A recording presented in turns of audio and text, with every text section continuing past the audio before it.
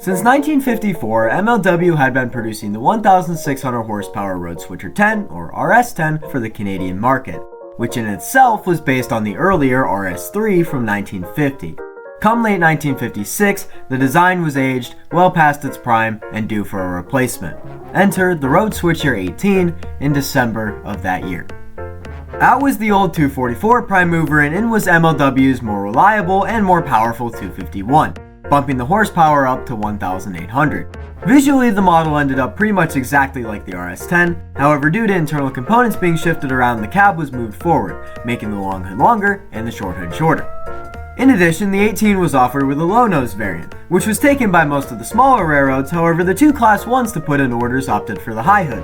CN in particular had theirs configured to run long hood forward, and some of their units were modified in 1967 to add steam generators, bells, and horns at either end for bidirectional operation.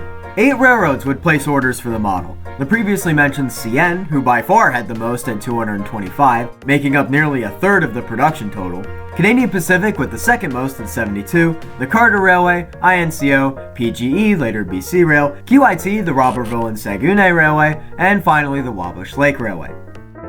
Production of the RS-18 ended around the time MLW's parent company, Alco, died off in 1968, marking the total units made at 351. For about a decade and a half, the 18s worked well on main lines, branch lines, and switching duties alike.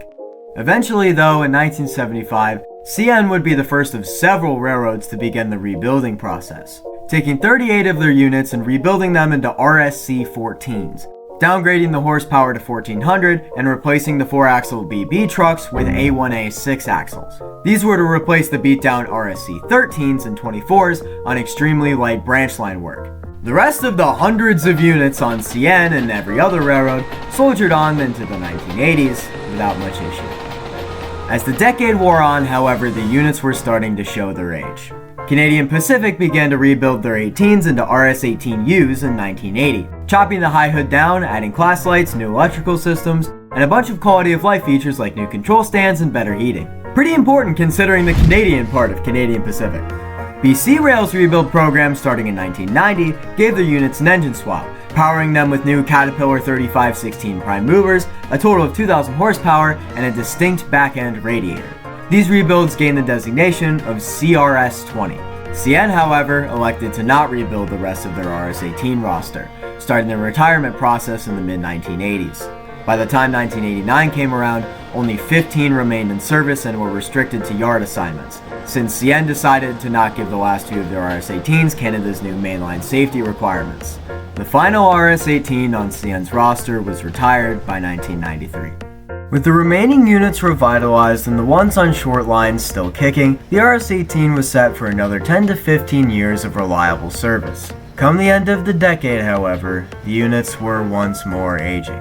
By 1994, all of CPR's remaining 61 units were reassigned to yard and branch work, shoved out of mainline service by SD40-2s. Eventually, they'd all be sold off or scrapped by the late 90s. BC Rail would be the last of the major railroads keeping their RS-18 roster in service, and they toiled on into the 2000s. However, come 2007, they would finally be sidelined, sitting in deadlines for a few years with for sale stickers on their windows, marking the end of an era. The RS-18 may not be around on major railroads anymore, but there are still plenty in service dotted around Class 3s in Canada and the US.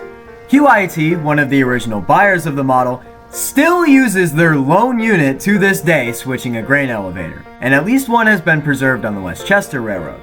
While they may no longer wear the action red of CPR or the green shades of B Coal, the RS-18s still have plenty of life left in them all across the short lines of the US and their home of Canada.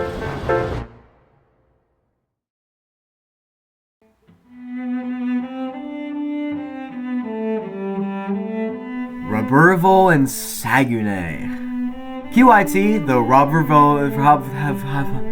QIT, the Robertville... Did I just do that actually properly? Saguenay. Saguenay? I think it's Saguenay. To add steam generators and bells and horns at either end for bidirectional operation. These rebuilds gain the designation of CRS-20. Oh, because it's Caterpillar Road Switcher 20. Oh, yeah, it took me until now to realize why they're called that.